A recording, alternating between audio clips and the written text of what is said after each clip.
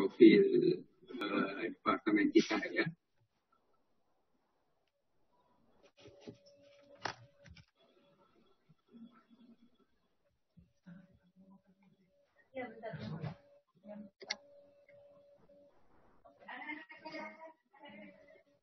Kok pakai gitu-gitu malah lemes.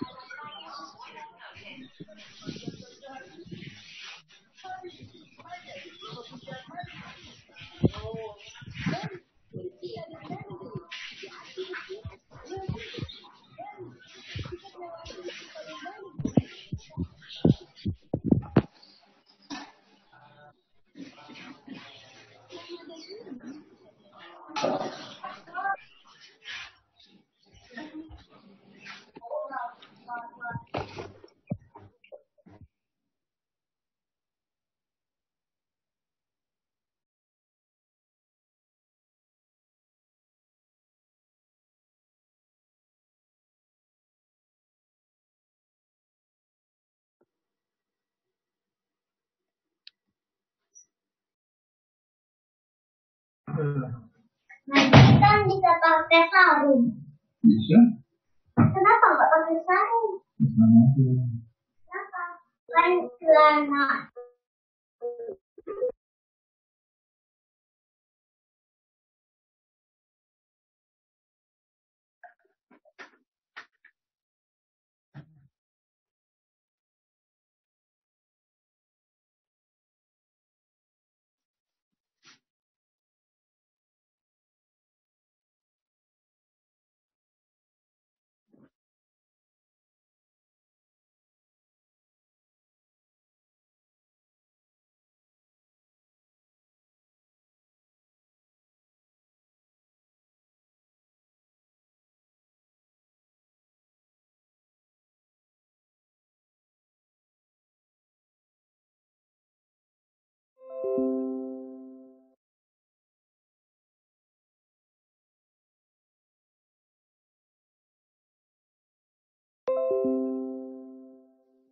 Saya lakukan writing room ini supaya ya kita tunggu partisipan yang lainnya, karena kita lakukan writing room supaya untuk menjaga security-nya.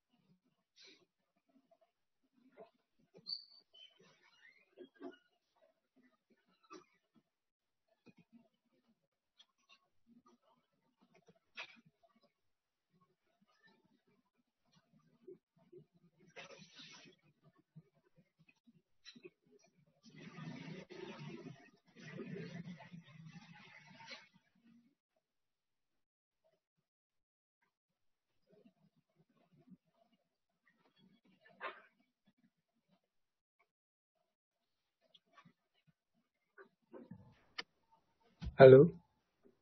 Iya, Halo. Gimana ditunggu kapan mau sebentar ya. dimulai? Masih nunggu ya?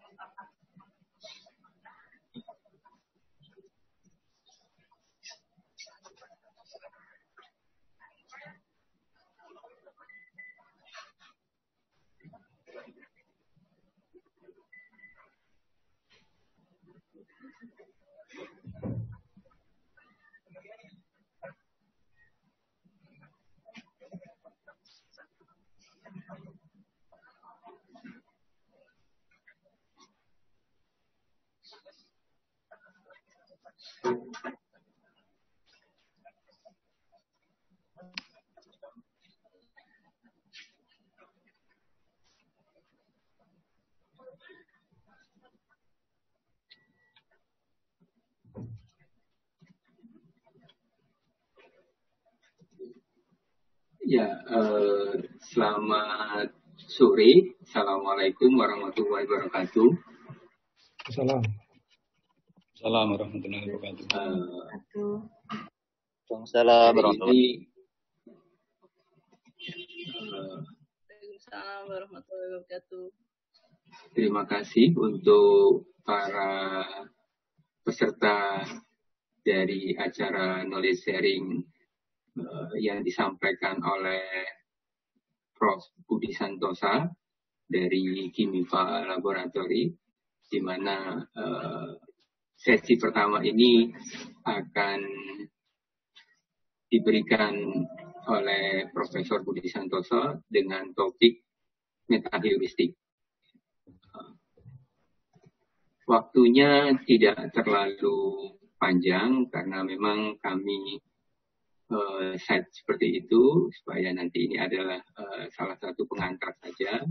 Nanti bila ada hal yang ingin ditanyakan lebih mendalam, saya persilahkan bertanya nanti langsung ke Prof. Budi. Insya Allah Prof. Budi akan men-share knowledge-nya dan pengalamannya selama mengajar ataupun meneliti di bidang metaheuristik ini.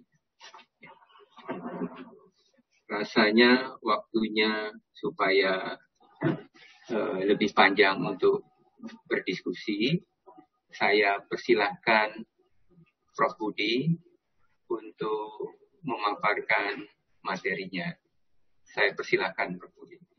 Oke, terima kasih Pak Iwan. Saya sudah buka share screen-nya Pak Budi. Oke. Bapak Ibu sekalian, Assalamualaikum warahmatullahi wabarakatuh. Waalaikumsalam warahmatullahi wabarakatuh. Ya, selamat sore. Salam sejahtera buat kita semua. Saya melihat pesertanya 99, hampir 100. Beberapa saya kenal namanya. Ada di sana ada Bu Puji Astuti dari Trisakti. Ya. Yes. Ada Waalaikumsalam. Bu Puji. Ini sering menikmati cerita Kasminto ini. Kasminto Fans Club. Ada beberapa nama lain saya mungkin tahu tapi nggak apa satu persatu ya. Oke, jadi sore ini saya akan membahas mengenai metaheuristik. Apa itu metaheuristik, bagaimana dia diterapkan, kemudian apa metaheuristik nanti akan kita bahas, dan nanti akan ada contoh kecil bagaimana metaheuristik diimplementasikan menggunakan software MATLAB untuk kasus traveling salesman problem. Jadi saya berharap ini para pemirsa adalah teman-teman dari teknik industri yang punya background optimasi ya, jadi tidak akan terlalu sulit untuk mengikuti materi ini. Oke, saya mulai dari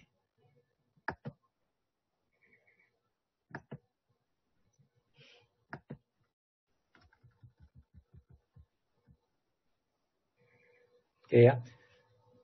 Di metaheuristik, metode dan aplikasi itu saya masih pakai KOP lama, lab komputasi dan optimasi, sekarang udah ganti menjadi KIMIPA, quantitative modeling for industrial policy and analysis. Oke. Jadi saya di situ kasih gambar ikan, semut dan kawanan burung ya, karena memang beberapa metode metaheuristik ini meniru perilaku dari kawanan burung, koloni semut maupun kawanan ikan, ya, walaupun tidak semua.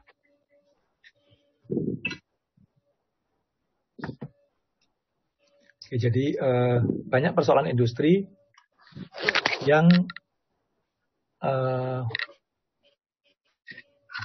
melibatkan persoalan optimasi di mana komputasinya itu sangat intens, sehingga kalau kita gunakan pendekatan exact optimization itu butuh waktu yang lama. Ya, apalagi ketika ukuran problemnya itu besar gitu ya. Jadi persoalan-persoalan seperti distribusi barang, jadi mengangkut barang dari satu gudang atau depo ke beberapa titik demand, kemudian menemukan rute yang paling cepat dengan tetap mempertimbangkan permintaan di titik demand, itu adalah persoalan distribusi barang di mana akan menuntut komputasi yang cukup intens, sehingga perlu pendekatan metaheuristik pada persoalan yang besar ya, ketika optimasi eksak sudah tidak mampu atau butuh waktu sangat lama. Begitu juga misalkan penjadwalan mesin, jadi ada misalkan sejumlah pekerjaan harus dijadwalkan pada satu mesin, di mana pekerjaan-pekerjaan itu ada processing time-nya, ada due date-nya, dan ada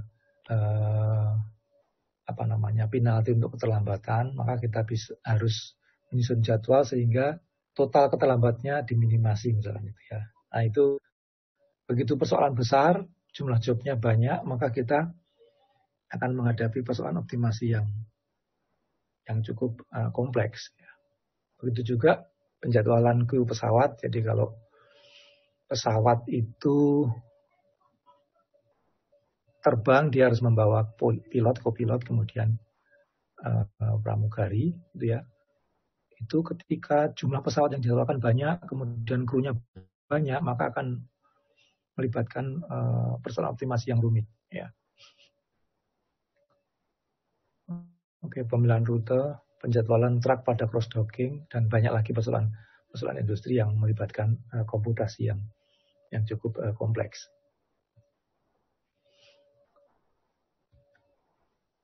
Nah, sekilas kita kembali ke klasifikasi untuk masalah optimasi ya. kalau Bapak Ibu sekalian, teman-teman itu belajar optimasi lewat misalkan operation research gitu ya, pasti belajar linear programming, integer programming, kemudian mungkin dynamic programming gitu ya.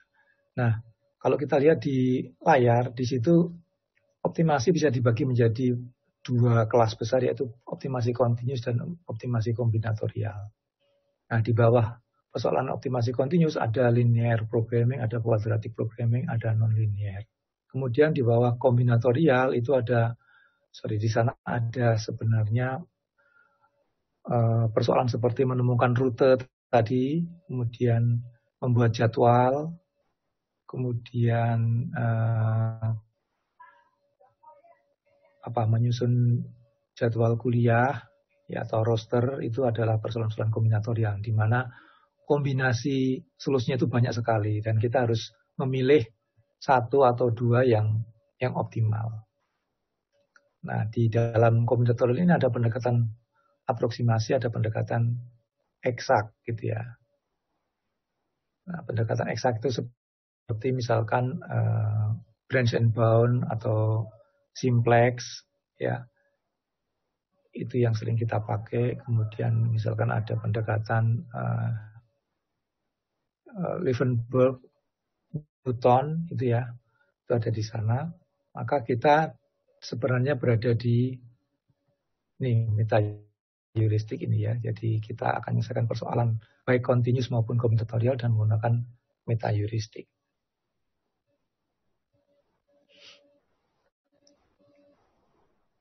Halo? Ya, sudah dengar Pak Budi. Ya. Mungkin gimana para peserta yang lain? Ya, mungkin slide-nya aja yang di slide Pak. Ada supaya Oke.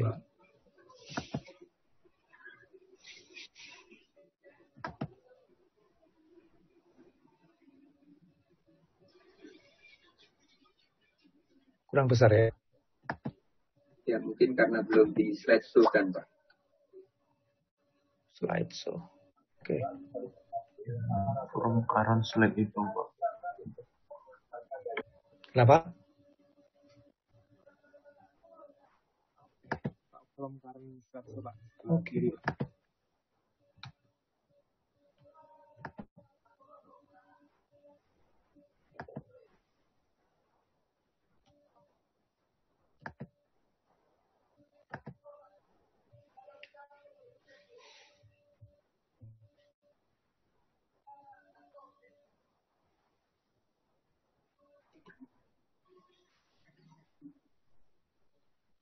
Mungkin yang from current slide ini, Pak. From current slide.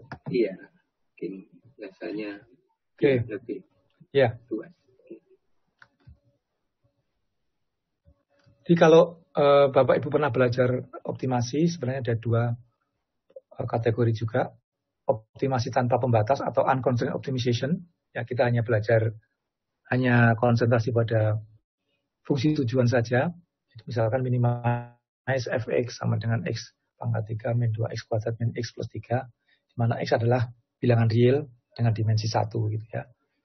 Atau misalkan yang kedua, minimize fx sama dengan x1 kuadrat min x2 kuadrat min x1 plus 3, di mana x bilangan real dengan dimensi 2. Itu adalah contoh fungsi optimasi tanpa pembatas. Itu yang sering kita pelajari dalam kalkulus ya.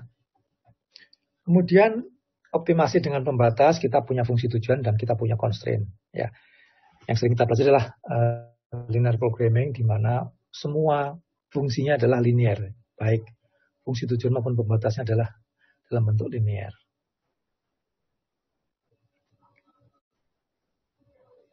Nah, persoalan-persoalan dalam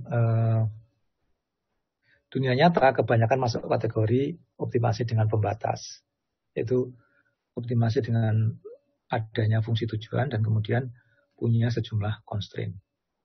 Tentu saja persoalan optimasi dengan pembatas akan lebih rumit ya dibanding optimasi tanpa pembatas.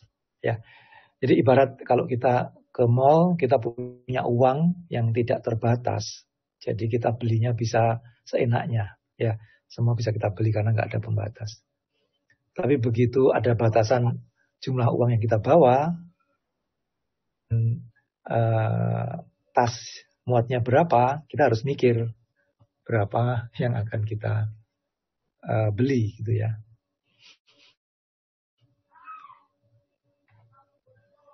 Jadi secara umum optimasi dengan pembatas atau constraint optimization lebih sulit dari sisi komputasi dibanding optimasi tanpa pembatas. Nah, secara geometrik, secara gambar,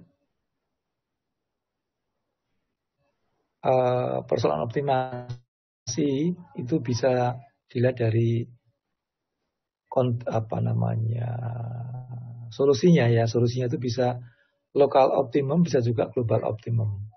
Nah, kalau kita lihat di gambar itu, titik BCA itu adalah titik minimum, tetapi A adalah global minimum karena dia yang terendah di antara B, C, dan A. Ya.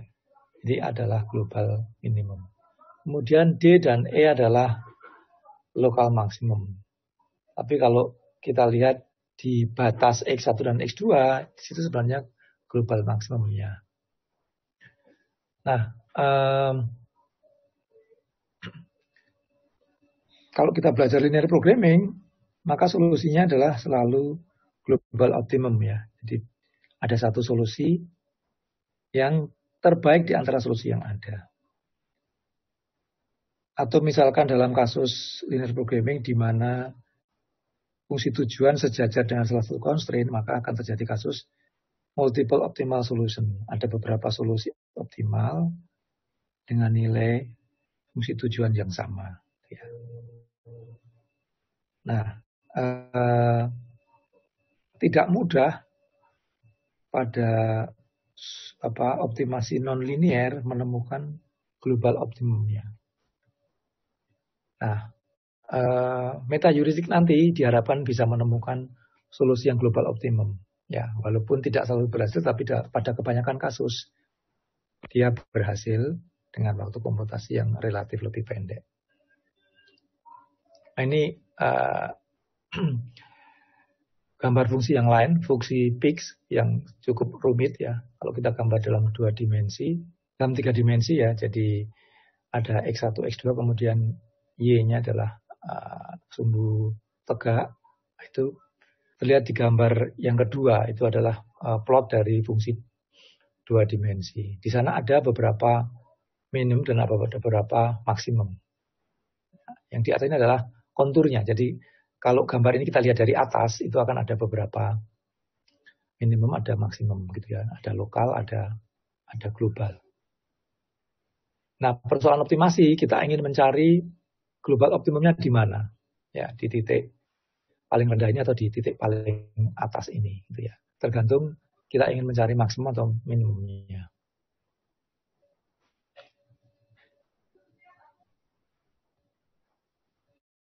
Kemudian persoalan optimasi yang lain, contohnya misalkan traveling salesman problem ya.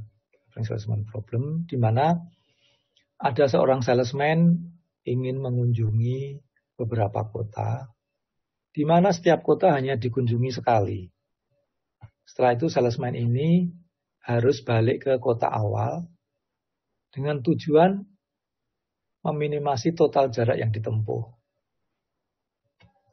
Nah, traveling salesman problem ini masuk dalam kategori non-polynomial hard optimization, di mana begitu jumlah kotanya bertambah, maka perhitungannya akan semakin intens. Ya, jadi kalau kita misalkan punya 5 kota, akan ada 5 faktorial kemungkinan rute yang terbentuk.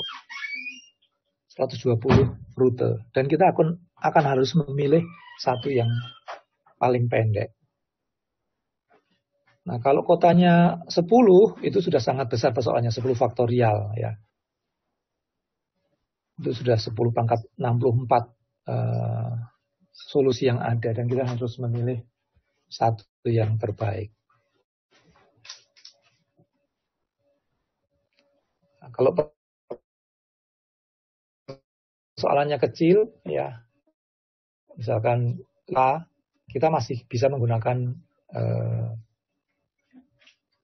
linear integer programming. Ya, kita formulasikan ke dalam bentuk seperti ini, minimize set sama dengan sigma I sampai dengan N, C1 sampai dengan N, CIJ kali XIJ, di mana CIJ adalah jarak antar kota I ke J, XIJ adalah variabel biner 1, 0, di mana kalau sambungan atau kota IJ itu dilalui, maka XIJ akan bernilai 1, kalau enggak bernilai 0.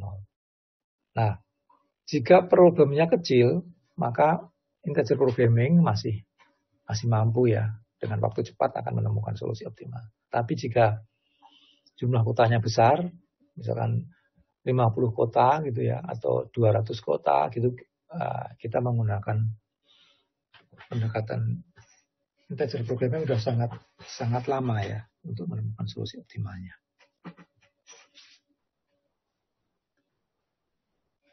Halo, Bapak Ibu sekalian, bisa dimengerti ya? Bisa Pak. Bisa, Prof. Oke.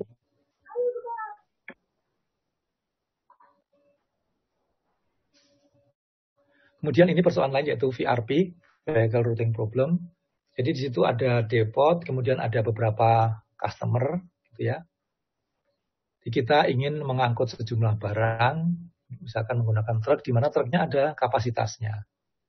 Kemudian kita ingin mengunjungi semua customer, di mana masing-masing customer punya demand yang berbeda-beda. Berbeda dengan TSP tadi. Kalau TSP tadi, kita hanya mengunjungi setiap titik atau setiap kota tanpa membawa barang. Kalau di Vehicle Routing Problem kita membawa barang, kemudian setiap customer punya permintaan yang berbeda-beda, kemudian kita membawa truk yang punya kapasitas. Nah, kita ingin menentukan bagaimana urutan mengunjungi customer ini, sehingga ongkos total pengangkutannya minimum. Jadi secara umum, Vehicle Routing Problems juga lebih sulit daripada TSP, Traveling Salesman Problem. Begitu juga kalau jumlah titik demand-nya banyak, maka juga akan diperlukan perhitungan yang cukup kompleks sehingga butuh waktu komputasi yang lama. Ya. Nah, pada persoalan seperti itu juga metaheuristik akan sangat membantu.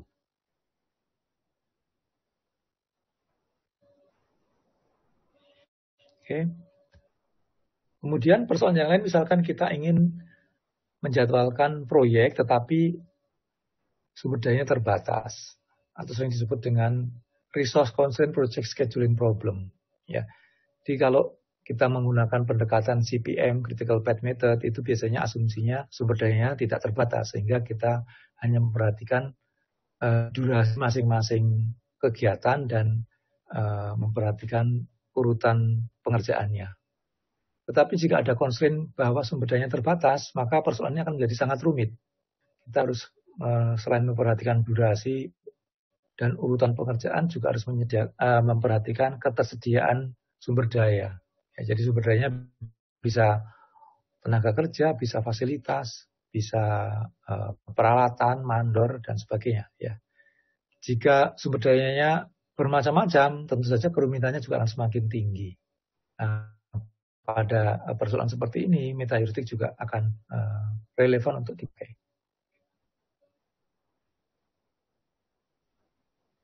Ya, dalam contoh ini kita punya 6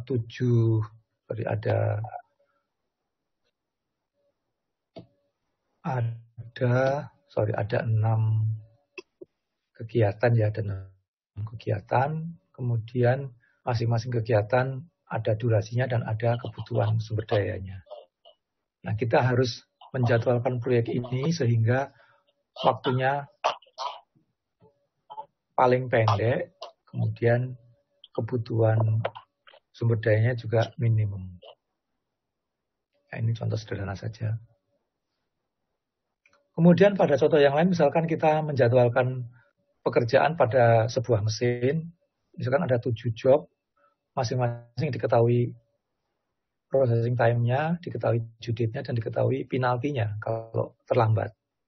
Nah, kita harus menyusun bagaimana jadwal atau urutan pengerjaan job tersebut yang paling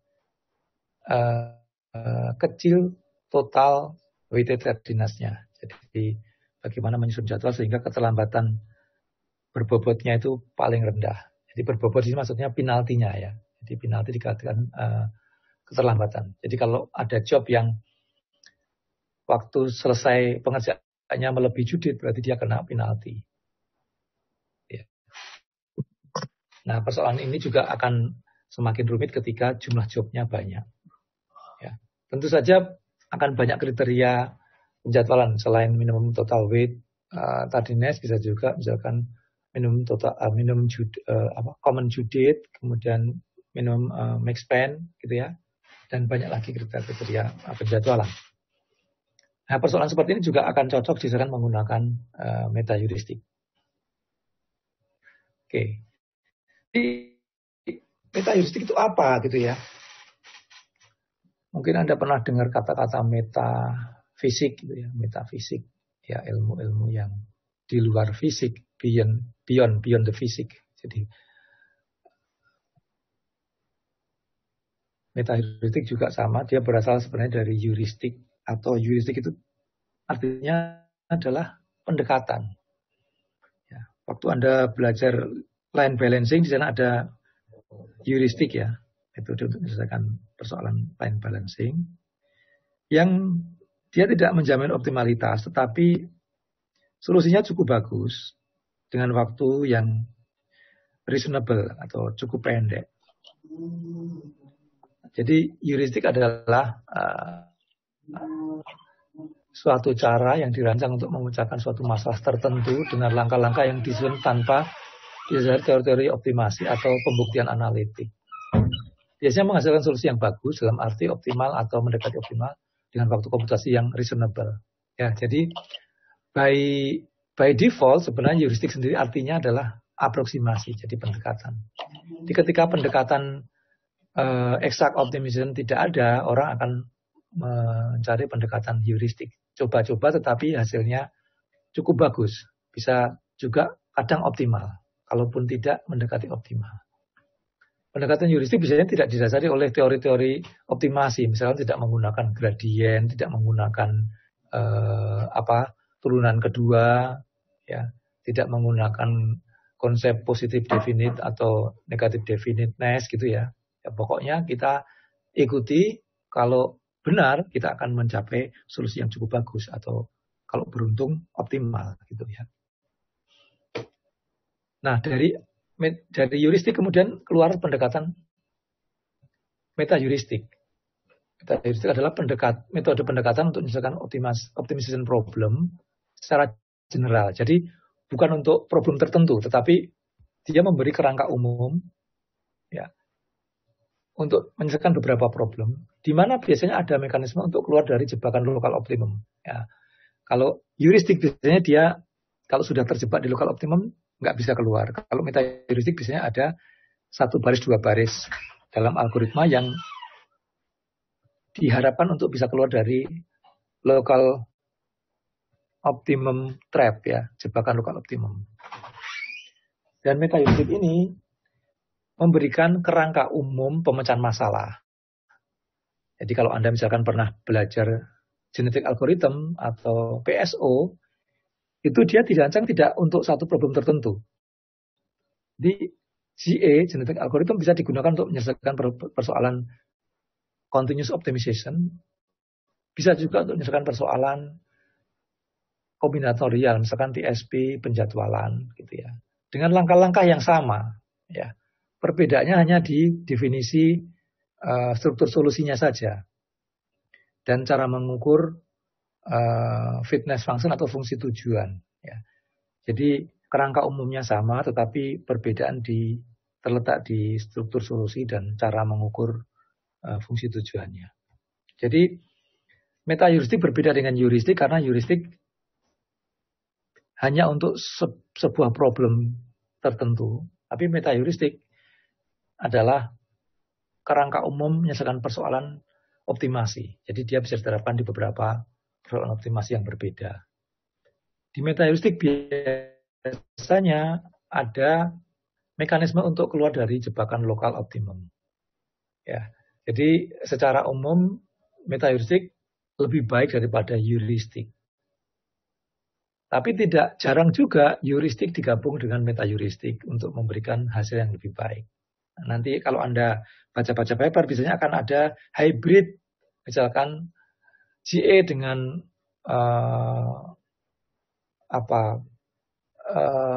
neighborhood local search gitu ya, atau kombinasi antara particle swarm optimization dengan op-to-op local search gitu. Nah, jadi heuristik itu metode sendiri, metaheuristik tersendiri, tapi kadang-kadang ada kombinasi keduanya untuk mendapatkan solusi yang lebih baik. Ya. Sampai di sini jelas ya, Bapak Ibu sekalian? Jelas, Prof. Jelas, Pak. Jelas, Pak. Oke, mudah-mudahan yang lain juga jelas ya, walaupun tidak ikut Jelas. secara. Jelas, Pak. Kalau tidak jelas nanti bisa dibaca lagi. Saya tadi sudah serahkan slide-nya ini ke Pak Iwan untuk dibagikan ke para peserta. Atau nanti kalau misalkan ada hal-hal yang mau ditanyakan, Anda bisa menghubungi saya lewat email atau lewat WA. Kalau saya bisa jawab, akan saya jawab. Kalau nggak bisa, kita cari bersama ya. Jangan lupa juga baca bukunya Pak Budi ya. Pak Budi nanti mungkin ditampilkan Pak, buku yang sudah diterbitkan ya. Pak Budi. Oke. Betul, bukunya Prof. Nanti. Ya. Oke. Ini saya tunjukkan bagaimana pendekatan heuristik. Ya. Ada pendekatan Staples Dixon ya. Ini ditemukan oleh Cauchy sekitar tahun 1800-an ya, sudah lama. Waktu kita masih dijajah Belanda. Jadi Cauchy sudah menemukan metode ini. Dia menggunakan pendekatan gradien untuk menemukan solusi optimum.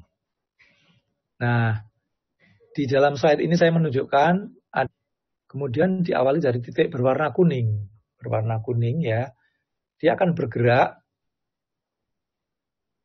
dalam sejumlah iterasi, nanti akan berakhir di mana. Kita mulai.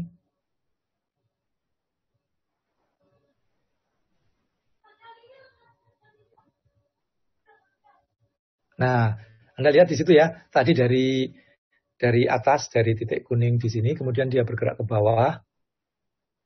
Di situ dia mencapai lokal optimum dan sudah tidak bisa bergerak lagi, karena neighborhood points-nya itu selalu di atas dia. Ya, dia terbaik di tetangga-tetangganya ya. Karena metode ini mensyaratkan bahwa pada iterasi berikutnya titik yang dicapai harus lebih rendah daripada titik sekarang. Nah, begitu dia sudah mencapai lokal optimum, dia nggak bisa bergerak lagi. Padahal sebenarnya ada titik global optimum di bawah sini. Ya, di kaki, ini ibaratkan kaki sapi ya, di kaki sapi itu ada titik yang lebih rendah daripada di perutnya. Cuma gradient descent atau Staples Descent nggak bisa bergerak ke titik paling bawah karena dia mensyaratkan bahwa titik berikutnya harus lebih rendah dari titik sekarang. Nah, di titik kuning itu dia udah nggak bisa mencari titik yang lebih rendah lagi. Jadi di situ dia udah terjebak lokal optimum. Ya. Kita ulangi lagi ya. Jadi algoritma ini mensyaratkan bahwa pada setiap iterasi dia harus bergerak ke titik yang lebih bawah. Makanya disebut dengan Staples Descent. Descent adalah bergerak ke bawah. Staples itu yang paling curam, jadi bergerak ke arah yang paling curam, gitu ya.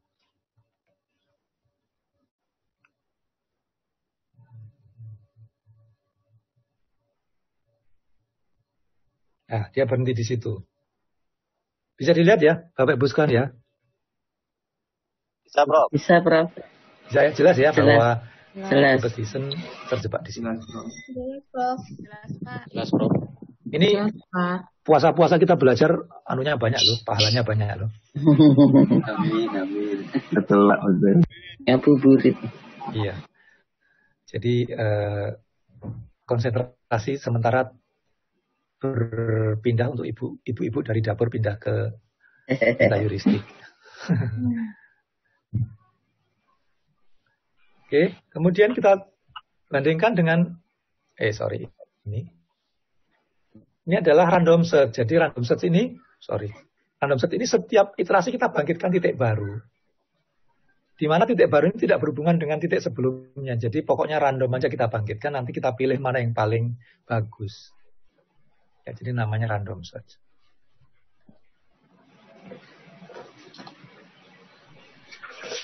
Ya, jadi random search ini bisa bergerak ke titik yang lebih rendah maupun ke titik yang lebih tinggi, tapi dia berakhir ternyata hanya sampai di situ, di titik kuning itu. Jadi dia tidak lebih baik daripada steepest descent tadi atau gradient descent tadi.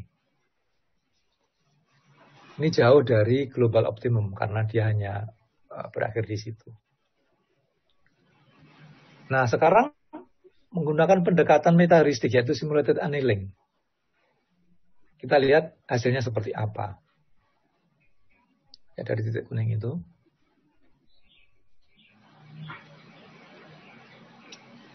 Ya, belum selesai ya.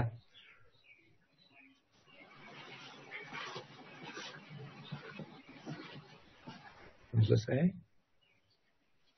Nah, dia bisa berakhir di titik kuning itu. Dia titik terendah di antara titik yang lain. Jadi dengan simulated annealing, kita bisa mencapai global optimum. Walaupun dalam simulated annealing ini, pergerakannya bisa naik turun. Ya, jadi ini salah satu metaheuristik yang sangat bagus. Jadi dalam simulated annealing ada mekanisme keluar dari jebakan lokal optimum. Jadi dalam simulated annealing nanti ada yang disebut dengan kriteria metropolis, di mana kita akan menerima titik yang lebih jelek dengan peluang tertentu. Dengan harapan pada iterasi berikutnya kita akan bergerak ke titik yang lebih baik. Ya. Jadi dengan menerima titik yang lebih buruk itu akhirnya dia bisa keluar dari jebakan lokal optimum dan sampai pada global optimum. Titik kuning itu. Nah, ini kalau bapak-bapak penggemar bola itu kalau main bola kadang-kadang kita nendang ke belakang ya dengan harapan bola dikuasai teman tapi setelah itu akan ditendang ke posisi yang lebih mendekati gawangnya lawan gitu ya. Itu seperti simulated annealing, kita boleh bergerak ke titik yang lebih buruk tapi dengan harapan di iterasi berikutnya bergerak ke titik yang lebih bawah daripada yang pernah dicapai. Itu mirip orang main bola dioper ke belakang kemudian dioper ke depan melampaui posisi awalnya tadi. Zaman saya kecil dulu kalau main bola itu nendangnya harus ke depan terus. Kalau ngasih umpan harus ke depan, kalau ke belakang itu dilarang. Setelah melihat sepak bola Eropa atau Amerika Latin, ternyata ada ya, mengumpan itu ke belakang gitu ya. Dengan harapan dari teman yang di belakang akan ditendang lebih jauh ke arah gawang lawan gitu. Itu mirip dengan simulated annealing. Jadi kita sudah menyaksikan ilustrasi 3 pendekatan. Yang pertama steepest descent. Dia bergerak selalu ke bawah tetapi berakhir di local optimum. Kemudian random search, dia bergerak random, nggak ada jaminan berakhir di local optimum, apalagi di global optimum. Berikutnya adalah pendekatan simulated annealing, pendekatan metaheuristik, di mana titik yang dilalui kadang-kadang lebih tinggi dari titik sebelumnya, tetapi setelah itu bergerak ke bawah lagi sampai akhirnya mencapai global optimum. Nah, ilustrasi inilah yang sebenarnya mewakili metaheuristik. Jadi dalam metaheuristik ada mekanisme kita keluar dari jebakan lokal optimum dengan harapan akan berakhir pada titik yang lebih rendah daripada lokal optimum yang pernah dicapai. Gimana Bapak Ibu sampai di sini jelas ya? Jelas, Prof. Jelas, Jelas, Prof. Bro. Jelas ya. Ini Bapak Ibu sekalian kalau pernah belajar metaheuristik, ya kuliah saya ini tidak menambah apa-apa karena saya hanya memberikan materi pendahuluan. Ya. Nanti kalau pengen mendalami, ya nanti kalau masuk S2 atau S3 ITS bisa teknik industri bisa belajar lebih detail ya, lebih mendalam. Insyaallah, Prof. Amin. Ya. Doanya orang lapar biasanya dikabulkan ya. Amin, amin. Soalnya kalau kenyang lupa berdoa. Mudah-mudahan. Jangan terlalu serius loh. Oke, Prof. Walaupun saya jarang senyum tapi saya suka guyonan ya. Karena lawak yang paling bagus adalah ketika yang melawak tidak tersenyum tapi yang mendengarkan tersenyum. Itu yang paling bagus. Saya yang suka ngeledek ya, Bro. Mantap, lanjut, Prof. Loh, kok ada Budiah Lintang ini berarti sudah pernah kuliah sama saya ini. Kenapa? Iya, Prof. Sudah, Prof. Juga dari dari Iya, Tirto Prof. Yoso ya. Iya, Pak. Iya, Prof. Oke, kita lanjutkan. Kalau Anda belajar analisis numerik atau estimasi, kenapa?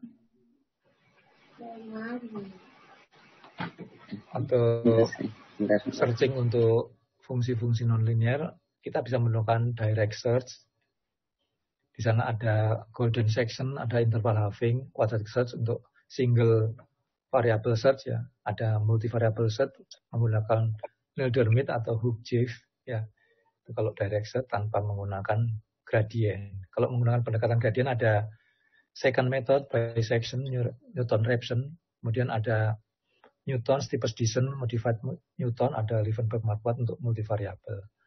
Kemudian kalau enumeratif kita bisa menggunakan dynamic programming atau pendekatan metaheuristik. Ya, jadi ada algoritma simulated handling, tabu set, n-colony, particle swarm dan banyak lagi. Jadi sampai sekarang orang masih terus mengembangkan metaheuristik. Jadi kalau Anda baca paper di jurnal internasional, di jurnal ilmiah, akan banyak sekali pendekatan-pendekatan baru. Tapi umumnya kalau kita sudah mengenal satu atau belajar satu, untuk belajar yang lain itu gampang. Ya, jadi begitu tahu satu, misalkan particle swarm optimization,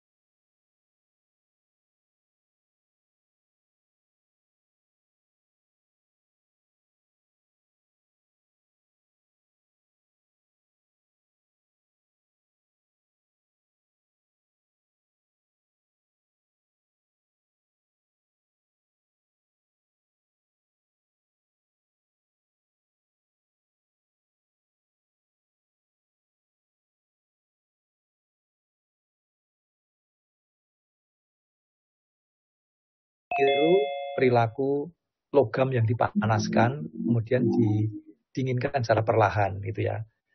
Nanti pada suhu tertentu akan tersusun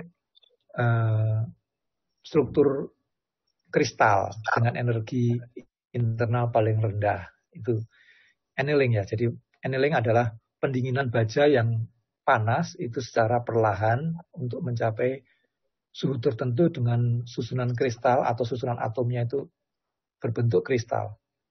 Di mana kristal itu mempunyai energi internal minimum.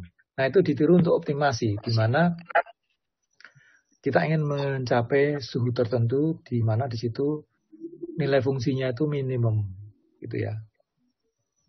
Jadi simulated annealing diilhami dari pendinginan baja yang dipanaskan kemudian didinginkan dengan perlahan untuk mencapai struktur kristal.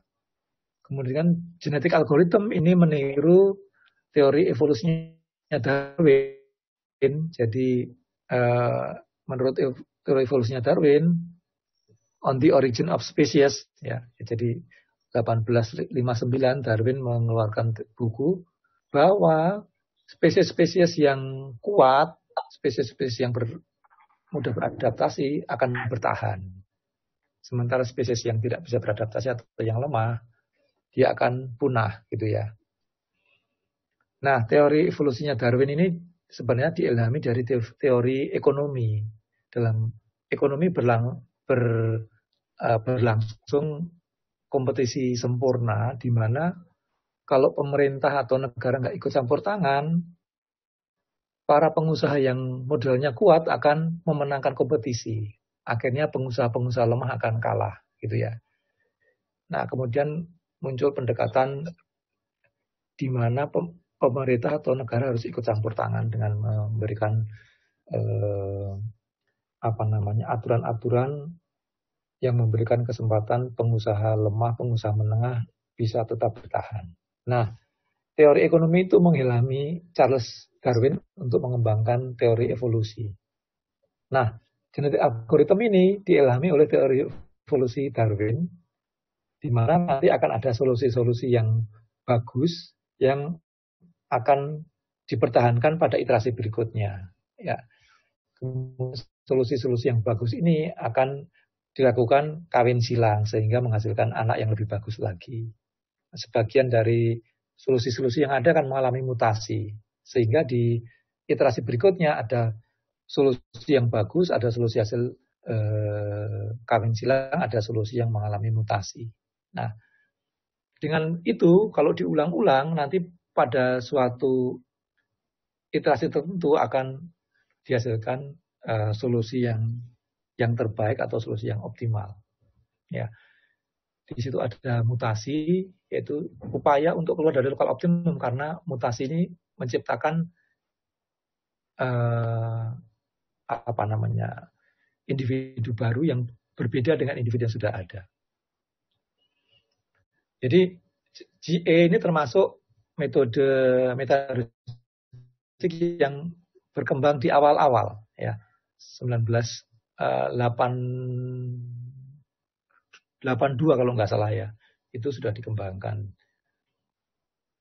Dan sampai sekarang masih banyak dipakai orang karena memang sangat powerful walaupun agak complicated ya GA ini. Kemudian differential evolution ini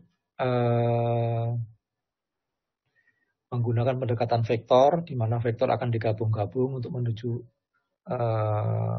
titik yang lebih bagus di iterasi berikutnya. Dia tidak meniru perilaku hewan maupun fenomena alam. Ya. Kemudian N-colony optimization ini meniru perilaku semut, koloni semut. Ya. Nah, ternyata koloni semut itu ketika dia bergerak dari sarang menuju sumber makanan itu akan menggunakan rute terpendek. Ya, menggunakan rute terpendek. Jadi pada kenyataannya semut-semut itu akan membentuk koloni dan dia bergerak menggunakan rute yang sama ketika bergerak dari sarang menuju sumber makanan, kemudian balik ke sarangnya lagi. Semut ini tidak pernah tabrakan di jalan sama temannya. Jadi dia walaupun dalam koloni tapi tidak pernah tabrakan. Kemudian dia jarang makan di tengah jalan. Jadi kalau dapat makanan akan dibawa pulang, dimakan di sarangnya. Ya. Kalau kita gitu ya, kalau makanannya enak di jalan sudah dicicipin dulu ya, makan nanti diteruskan di rumah gitu. Nah, N-colony optimization ini termasuk antik ya, karena dia meniru perilaku semut. Kemudian awalnya memang digunakan untuk menyelesaikan persoalan traveling salesman problem. Ya, penemunya Dorigo dari Italia, dia mengambil S3 di Amerika, kemudian menemukan karya N-colony optimization ini. Jadi kalau saya sering bercanda di Facebook atau di kelas, ketika Ahmad Albar dan siapa Jogi Suryo Prayogo ya, lihat semut hitam, dia bikin lagu semut hitam. Ya. Jadi God Bless bikin lagu semut hitam, meniru perilaku semut dijadikan lagu. Kalau Dorigo lihat semut jadi algoritma, gitu ya. Itu bedanya orang kita dengan orang Barat ya. Mereka punya dasar-dasar sains yang kuat. Kalau kita biasanya yang menonjol adalah pendekatan seni ya, seni atau budaya. Jadi kalau lihat semut jadinya lagu. Bahkan Wali Songo punya lagu Semut Ireng ya, Dandang Gulo Semut Ireng itu. Tahu ya Bapak Ibu ya lagu Semut Ireng ya. Bu Bunti tahu ya, dari Ngawi pasti tahu.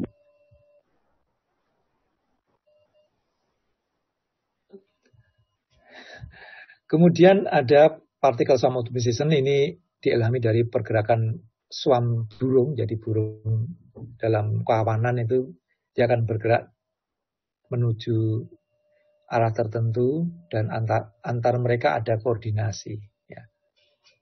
Kemudian cross entropy itu pendekatan optimasi yang didasari teori informasi di mana kita ingin memperkecil ketidakberaturan ya. Entropi itu istilah dalam termodinamika yang artinya ketidakberaturan.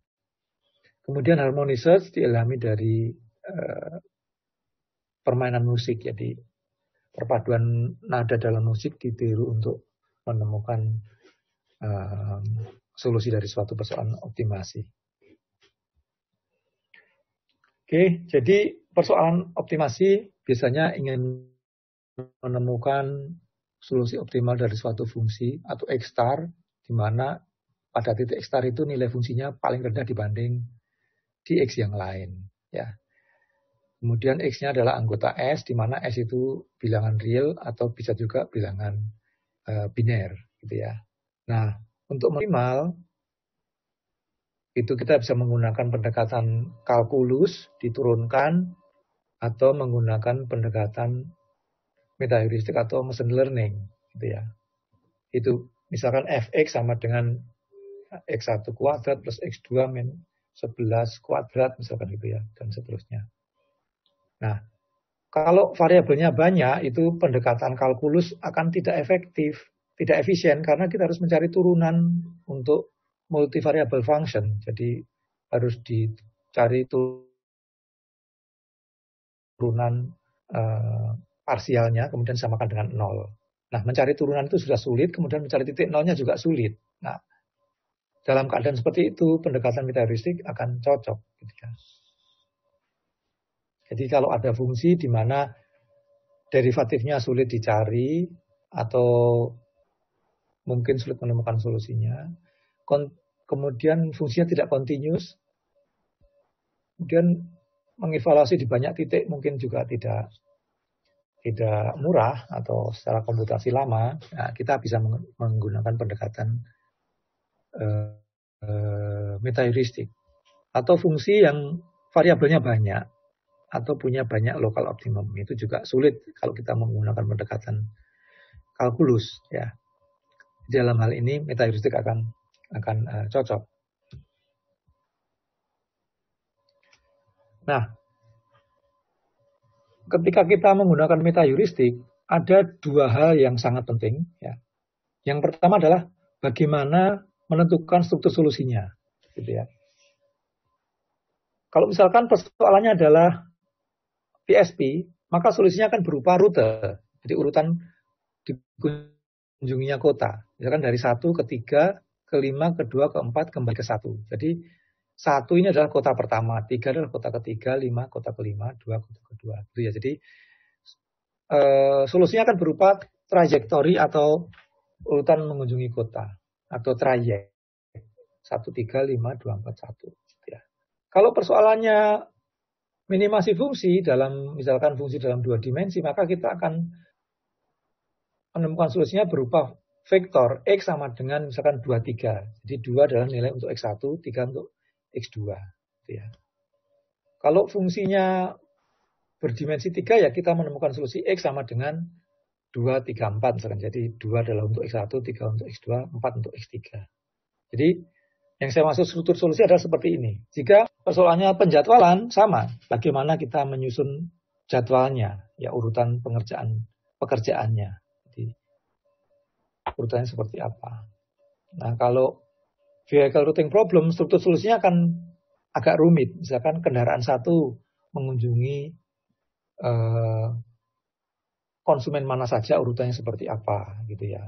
Jadi kita menggunakan sejumlah bilangan untuk mewakili solusi untuk kendaraan satu. Nanti untuk kendaraan dua sejumlah bilangan berikutnya gitu ya. Jadi struktur solusinya akan berbeda antara TSP dengan VRP. Nanti kalau persoalannya beda, struktur solusinya juga akan beda lagi. Nah, yang kedua, jadi yang pertama tadi struktur solusinya seperti apa. Yang kedua adalah bagaimana kita mengevaluasi fungsi atau fitness functionnya. Kalau dalam TSP kita akan mengukur jarak totalnya. Jadi urutan kota itu kemudian diukur jarak totalnya. Jika jarak antar kotanya diketahui, maka jarak total dari suatu rute bisa dihitung. Ya, kalau fungsinya berupa fungsi continuous, fx sama dengan x1 kuadrat plus x2 kuadrat min 11 misalkan, maka cara mengevaluasinya gampang, masukkan nilai x, kita akan ketemu nilai fungsinya. Nah, kalau persoalannya vehicle routing problem, evaluasi fungsinya juga akan lebih rumit gitu ya. Total biaya sewa plus total transportasinya berapa gitu. Nah, tetapi kalau struktur solusinya diketahui, kemudian cara mengukur fitness function atau fungsi tujuannya diketahui, maka gampang karena untuk misalkan kita memilih particle swarm optimization atau memilih simulated annealing, langkah-langkahnya dari satu persoalan ke persoalan yang lain sama. Langkahnya seperti itu. Jadi perbedaannya hanya di struktur solusinya dan bagaimana kita mengukur atau menghitung fungsi tujuan.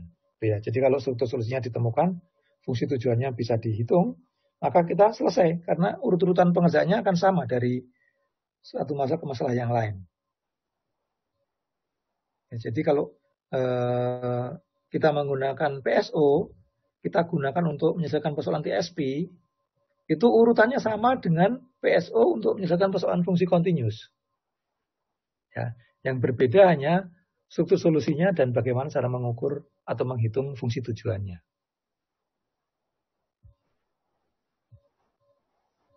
Gimana, Bapak Ibu, bisa dimengerti? Ini ada 3 pertanyaan Pak. Jadi ada 5 tadi dari Mas Charles, Mas Boni sama Mbak Kulsum ya. Mungkin pertanyaan dulu aja Pak. Silakan. Iya, silakan ya, Pak Charles. Mas betul. Charles, Boni sama Kulsum ya. Oke, mungkin dari Mas Charles dulu. Bisa disebutkan nama dan asalnya ya? Iya Pak. Selamat sore Prof Budi dan semuanya. Nama saya Charles Yunardi dari mahasiswa Teknik Industri ITS. Ingin bertanya sih Pak.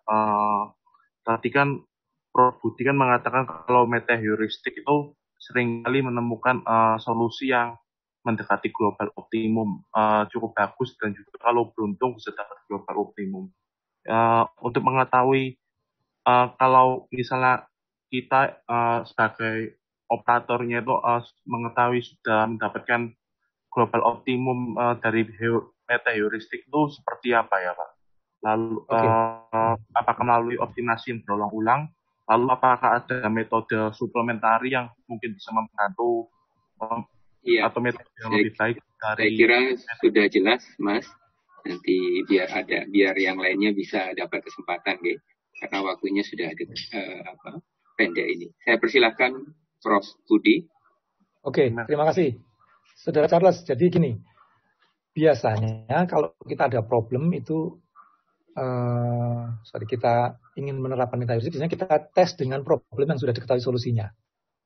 Ya, jadi yang namanya validasi ya. Jadi ada problem yang cukup menantang dan sudah diketahui solusi optimalnya. Nah, kita terapkan metaheuristik misalkan particle swarm optimization. Kita terapkan di situ, ternyata kita bisa mencapai solusi yang sama dengan yang sekarang diketahui best known solution. Nah, berarti kita bisa mencapai global optimum.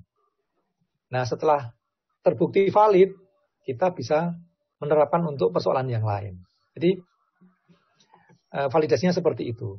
Nah, persoalan lain yang belum diketahui solusinya, biasanya kita run beberapa kali, dan kita lihat solusi terbaiknya seberapa. Kemudian kita terapkan juga dengan misalkan metode-metode yang lain, kita bandingkan.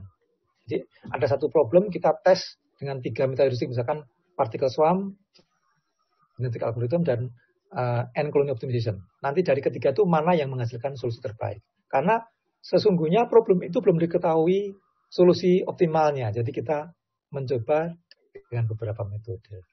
Kalau problemnya nggak terlalu besar, bisa kita bandingkan dengan misalkan menggunakan Lingo. Karena Lingo itu dia menggunakan pendekatan exact optimization. Nah, misalkan dengan Lingo hasilnya sama, kita kan berarti metode yang kita tawarkan itu bisa mencapai global optimum. Tetapi untuk persoalan yang lain lagi, yang beda lagi, ya kita tidak bisa menjamin kita mencapai global optimum karena solusinya memang belum ditemukan. Ya gitu, penjelasannya begitu. Ya. Silakan Pak Boni Laksono dari Universitas Atmajaya, kalau tidak saya. Saya persilahkan untuk bertanya yang kedua. Ya, terima kasih pada host. Saya mau bertanya Pak Prof mengenai kalau optimasi kan masalah kualitas dan waktu komputasinya ya. Nah, pertanyaan saya dengan perkembangan komputer, kemampuan komputer yang sekarang ini, prosesor juga RAM yang begitu besar, apakah solusi dengan analitik itu masih waktunya masih tidak masuk akal gitu atau terlalu lama? Kenapa juga metode harus masih ada? Apakah kemampuan komputer sekarang ini belum sanggup untuk menemukan solusi yang dengan komputasi yang cukup masuk akal? Kemudian saya ingin tahu, Prof, persoalan TSP sekarang yang bisa ditangani itu berapa titik ya dengan waktu komputasi yang masih masuk akal. Saya kira itu, Prof. Terima kasih atas presentasinya yang excellent. Ya, terima kasih. Dengan Pak siapa, Pak Beni? Boni, Pak. Boni, Pak Boni, ya. Ya, pertanyaan bagus ya. Jadi sekarang dengan berkembangnya teknologi komputer, memang kemampuan software dan perhitungan prosesor sangat cepat. Jadi kalau Lingo itu yang versi 18 atau 19 ya yang terbaru itu memang sangat cepat. Jadi persoalan yang sama yang kita selesaikan dengan Lingo 17 mungkin butuh waktu beberapa jam, sekarang hanya butuh beberapa menit gitu ya. Nah, tapi metaheuristik masih lebih unggul. Jadi meskipun exact optimization dengan teknologi komputer yang sekarang itu bisa cepat, tapi berdasarkan pengalaman itu metaheuristik masih lebih unggul lagi. Jadi kalau pendekatan eksak menggunakan Lingo misalkan itu bisa beberapa menit, itu metaheuristik bisa beberapa detik gitu ya. Nah, tetapi untuk persoalan nyata di mana tingkat kompleksitasnya tinggi, biasanya walaupun menggunakan eksak dengan komputer terbaru dengan prosesor yang sangat cepat itu masih butuh waktu lama. Jadi mahasiswa saya sekarang sedang mengerjakan tesis untuk vehicle routing problem menggunakan drone ya. Jadi kombinasi antara drone dengan truk gitu ya. Itu dia menggunakan Lingo itu masih sampai berjam-jam. Akhirnya dia mencoba menggunakan simulated annealing dan PSO. Jadi walaupun ada tadi ya perkembangan komputer yang prosesornya cepat, tapi ternyata untuk persoalan yang rumit kita masih cukup berharap dari metaheuristik gitu ya. Kemudian untuk TSP, wah ini saya nggak hafal, tapi paper yang saya baca mahasiswa yang presentasi itu sampai ratusan kota, saya nggak hafal tepatnya berapa, jadi sampai 250 kota ya. Yang itu kalau kita cari kombinasinya kan sampai bilangannya itu nggak kita kenali saking besarnya ya. Dan itu orang masih terus berlomba mencari metode yang paling bagus dari sisi kualitas solusi dan waktu komputasinya cepat gitu Pak. Iya, selanjutnya Mbak Kulsum dan rasanya Pak Ivan ya. Ini masih ada Ekra sama Arifah ya. Saya persilahkan, mohon dipersingkat supaya yang lainnya bisa bertanya juga. Silakan Mbak Kulsum. Kalau Mbak Kulsum masih belum, silahkan Pak Ivan. Baik, dengan Ivan Pak dari Kalimantan. Mau nanyakan ini satu aja Pak. Dengan menggunakan meta heuristik ini Pak, untuk software Pak yang kompatibel, misalnya kalau kita membuat permasalahan itu dengan menggunakan Excel, Microsoft Excel. Nah, software yang kompatibel dengan Microsoft Excel Pak untuk beberapa kasus meta heuristik itu apa ya Pak yang bisa digunakan Pak? Itu aja Pak. Oke, ya saudara ini Pak atau Mas Ivan ini dari Kalimantannya mana ini? Dari Balikpapan Pak, Kalimantan Timur Pak. Weh, jangan-jangan dari ITK, enggak? Bukan Pak, umum Pak, dari perusahaan Pak. Oh, ya. Jadi kalau Excel itu di sana biasanya kita menggunakan Visual Basic ya, diinterfacekan dengan Excel. Atau MATLAB juga bisa. Kalau saya lebih suka MATLAB karena sudah terlanjur familiar dengan MATLAB. Untuk implementasi meta heuristik bisa juga menggunakan Python. Ya. Nah, cuma Python ini kan karena free ya, mungkin masih banyak hal yang kita harus ngotak-atik sendiri. Kalau di MATLAB enak ya, MATLAB enak. Cuma MATLAB itu sayangnya berbayar ya, dan harganya mahal. Iya. Tapi sangat nyaman penggunaannya. Jadi gitu kalau selain Excel bisa menggunakan dengan software-software itu berarti kita harus belajar coding juga ya Pak ya untuk yang kita harus ngoding karena solusi dari persoalan yang kita hadapi itu strukturnya bisa sangat berbeda-beda. Jadi kita harus mengcoding sendiri. Di MATLAB ada GA tetapi GA untuk persoalan continuous. Kalau kita punya persoalan discrete atau kombinatorial, gitu kita harus mengcoding sendiri. Oke, makasih banyak Prof. Itu aja Prof. Iya. Ada lagi? Ya, selanjutnya Mbak Kulsum sudah siap. Kalau masih belum siap, silakan Mas Ekra. Selamat sore, Prof. Ya, sore. Selamat sore. Terima kasih atas kesempatannya, Prof. Ini kebetulan saya sangat tertarik dengan meta heuristik dan juga kebetulan tidak berharap suatu saat mungkin bisa bawa bimbingan Prof Budi ya untuk S3 gitu, Prof. Oke, ya. Yang ingin saya tanyakan adalah mengenai meta heuristik ini, riset dalam meta heuristik itu seperti apa? Bukankah seperti untuk sebuah disertasi itu harus menghasilkan sebuah keterbaruan? Nah, jadi kalau dari meta heuristik ini pengembangan ke depannya hingga menghasilkan sebuah keterbaruan itu contohnya seperti apa ya Prof ya? Mungkin itu pertanyaan dari saya Prof. Terima kasih Prof. Oke, terima kasih Pak. Jadi gini, kalau meta heuristik Anda bisa mengembangkan meta heuristik baru atau mengimprove yang sudah ada diimprove ya. Jadi ditambah beberapa langkah atau menggabung dengan local search gitu ya. Jadi menggabung atau hybrid tadi antara heuristik dengan meta heuristik atau mengembangkan baru atau ada kasus baru di industri misalkan penjadwalan yang sangat sulit gitu ya dan kombinasinya sangat banyak. Nah, mungkin menggunakan eksak akan sangat rumit. Nah, Anda bisa menggunakan meta heuristik. Meta heuristik yang sudah ada tetapi kasusnya yang baru. Gitu ya. Ada bimbingan saya S2 yang punya kasus penjadwalan di perusahaan itu yang rumit. Nah, kemarin tesisnya itu dia mengembangkan meta heuristik, tapi dia tidak bisa bagaimana itu diselesaikan menggunakan Linggo. Jadi tidak ada validasinya apakah solusi dari meta heuristik sudah bagus karena nggak ada pembandingnya. Nah nanti dia S3 mungkin dia bisa belajar lebih intens untuk mengembangkan program di linggonya untuk dibandingkan dengan hasil dari metaheuristik. Ya, jadi seperti itu. Mengembangkan metode baru, menggabung atau menerapkan untuk kasus baru yang belum bisa diselesaikan menggunakan pendekatan exact optimization. Oke. Ada lagi? Ya, terima kasih Prof. Ya. Saya persilahkan Mbak Arifah Ratna Sari. Silakan. Assalamualaikum, saya Arifah. Saya mahasiswa Prof. Budi S2 dulu, namun sekarang saya sudah bekerja.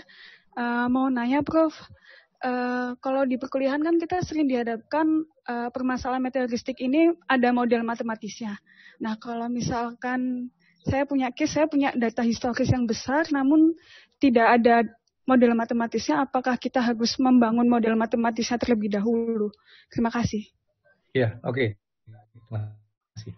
Nah, ini pertanyaan bagus. Itu yang tadi saya maksud dengan struktur solusi. Jadi kalau kita nggak bisa bikin model matematikanya, misalkan fungsi tujuannya apa, konsepnya apa, tapi kita bisa membayangkan nanti solusinya akan berupa begini. Misalkan urutan pengerjaan atau kendaraan ini mengunjungi konsumen ini, kendaraan ini mengunjungi konsumen ini. Nah, kalau kita punya bayangan seperti itu, kita bisa menggunakan metaheuristik. Jadi waktu kita menyelesaikan problem TSP, kita nggak butuh sebenarnya formulasinya seperti apa. Kita hanya butuh membangkitkan urutan pengunjungan kota. Yang penting solusinya visible, tidak mengulang kota dikunjungi lebih dari sekali, sudah cukup. Kita nggak perlu memodelkan secara matematika. Ya. Jadi kita hanya butuh solusi urutan pengunjungan kota. Nah, di problem yang Anda maksud tadi, mungkin kalau dimodelkan akan sangat rumit, tapi Anda punya bayangan.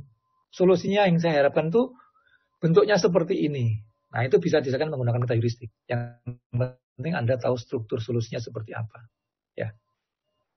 Jadi tanpa model matematika, tapi tahu struktur solusi. Struktur solusi itu misalkan kalau TSP tadi urutan, kalau fungsi continuous vektor, gitu ya. Itu adalah yang saya maksud struktur solusi. Jadi kalau Anda bisa membayangkan struktur solusinya dan mengukur bagaimana kinerja dari sistem yang Anda maksud, itu nggak bisa pakai pendekatan metaheuristik tanpa harus memodelkan matematika dari persoalan tersebut. Gitu. Sudah cukup jelas, Mbak Anissa. Saya kira yang terakhir ini Mbak Kusum, tapi kelihatannya belum siap untuk bertanya ini. Saya persilakan mungkin. Ya, saya akan saya akan lanjutkan dulu beberapa materi sedikit lagi Pak Budi, dilanjutkan aja Pak Budi.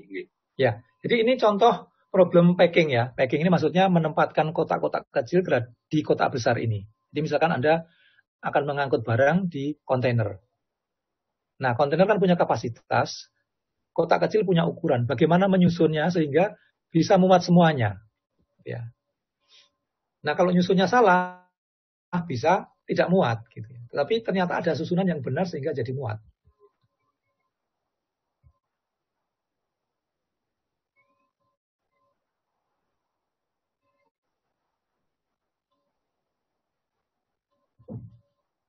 Nah, ini urutannya kurang tepat sehingga tidak muat. Ya.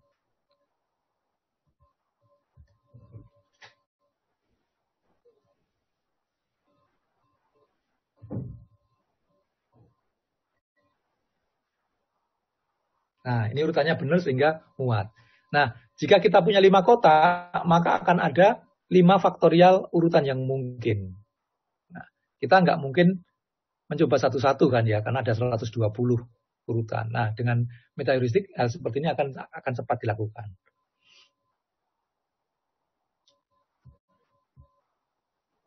Jadi kalau ada 5 pieces akan ada 120 kombinasi karena 5 faktorial ya. 5 kali 4 kali 3 kali 2 kali 1. Nah, dengan menggunakan komputer, kalau skala seperti ini, menggunakan Lingo ini masih cepat karena memang ukurannya kecil.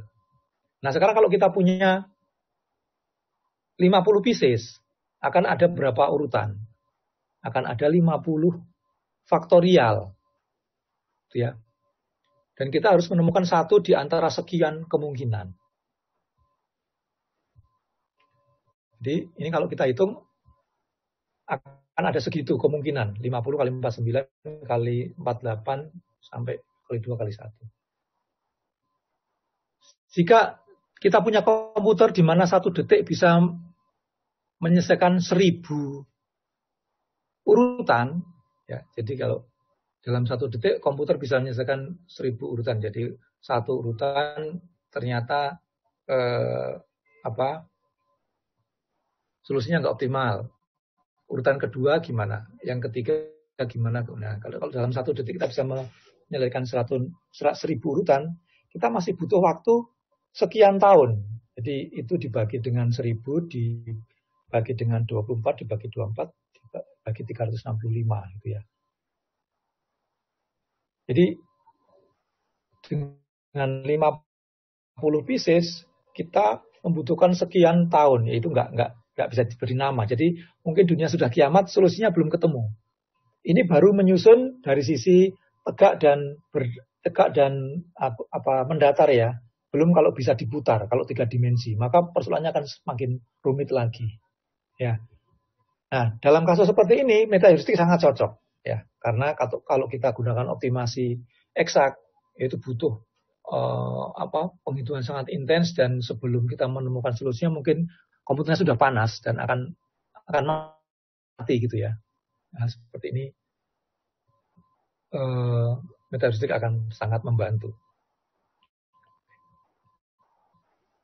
Oke, jadi ini buku yang saya pakai sebagai referensi mengatakan metaheuristik implementasi dengan MATLAB. Buku ini ditulis tahun 2017 tapi terbit 2018 ya. Jadi gitu. Kalau untuk belajar teknik masing-masing metode, ya kita harus menyediakan waktu lebih banyak lagi ya untuk sekian kali pertemuan, untuk sekian metode.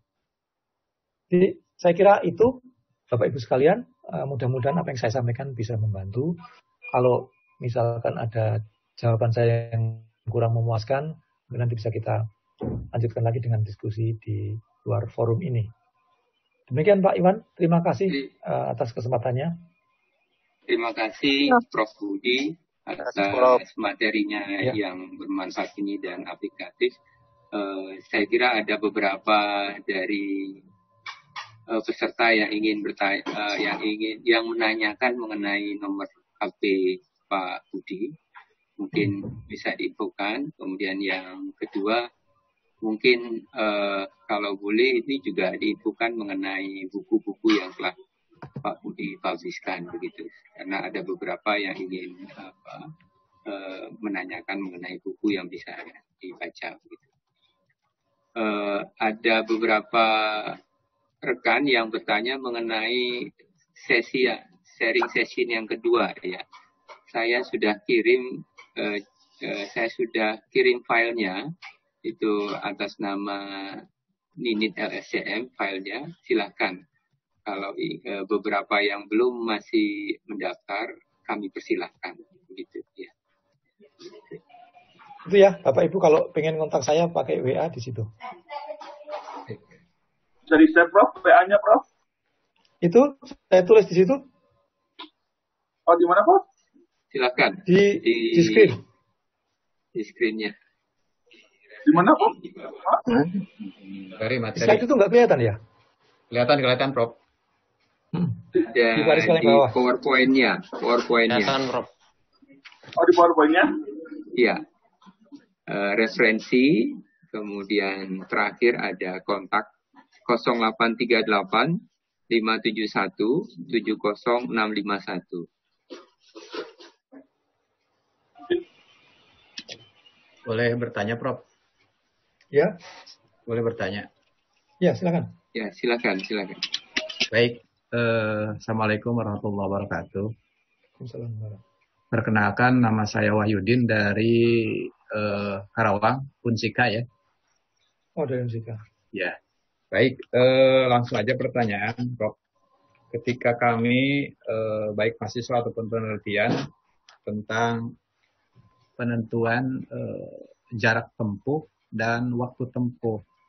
Nah, itu dengan metode metaheuristik itu yang terbaik gimana gitu. Soalnya kan dengan keadaan infrastruktur jalan sekarang banyak macet, tentunya jarak tempuh itu ya agak kesulitan karena banyak macet, sehingga waktu tempuh mungkin lebih cocok menurut kami. Dan bagaimana untuk mengatasi seperti itu? Terima kasih. Assalamualaikum. Ya. Terima kasih Pak Wahyudin. Jadi kalau Bapak ingin melakukan penelitian, misalkan menemukan rute atau distribusi, saya kira waktu tempuh lebih relevan ya, karena betul. Jarak yang pendek tidak berarti waktu tempuhnya pendek. Jadi waktu tempuh lebih. Tapi TSP klasik kan menggunakan jarak tempuh karena waktu itu belum terjadi kemacetan. Tapi kalau sekarang saya kira lebih relevan waktu tempuh. Gitu Pak. Ya. Baik. Saya kira kita bisa cukupkan karena Pak Budi kan juga puasa ya. Iya, betul. Di Surabaya sudah azan, sehingga rasanya kita menyegerakan berbuka itu lebih baik daripada tidak. Saya akhiri, terima kasih atas perhatiannya. Banyak manfaat yang kita dapat dari Pak Budi. Terima kasih Prof. Budi atas presentasinya. Semoga menjadi kebaikan bagi kita bersama. Dan untuk sesi berikutnya, silahkan bisa dipantau terus di Facebooknya Pasca atau Departemen DTSI. Beberapa yang khusus besok, minggu depan, insya Allah Dr. Ninit yang akan memberikan materinya yang terkait dengan masalah agent-based modeling. Saya akhiri, billahi taufik walhidayah. Assalamualaikum warahmatullahi wabarakatuh. Waalaikumsalam. Terima kasih berbuka. Terima kasih Prof. Sehat semuanya. Selamat berbuka. Ya. Terima kasih. Terima kasih. Terima kasih. Salam sehat ya. Terima kasih, Prof. Sama-sama. Terima kasih Pak Gendut. Terima kasih, Prof. Iya. Terima kasih Pak Budi dan Pak Iwan. Sama-sama Mbak. Terima kasih semuanya. Terima kasih Prof. Budi. Terima kasih Pak Prof. Sama-sama. Masukkan besok lagi hostnya ada fotonya bersama ya. Oh iya. Mohon maaf ini ya. Ya, nanti. Baik. Ya, terima kasih. Terima kasih semuanya. Ya. Minta tolong materinya ya Pak. Sudah kita share di chat ya. Oh, nanti kalau nggak ada Pak. Boleh di-share ulang Pak? Sudah di atas itu. Ya, nanti kalau tidak bisa kontak dengan Mbak Fitri atau Mas Aufar ya. Silakan.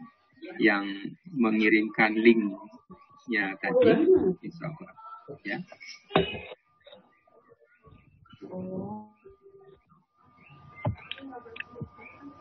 Ya, beberapa sudah saya screenshot, mohon maaf, nanti tidak semuanya. Ya, saya akhiri, saya tutup. Ya, terima kasih. Assalamualaikum warahmatullahi wabarakatuh. Waalaikumsalam.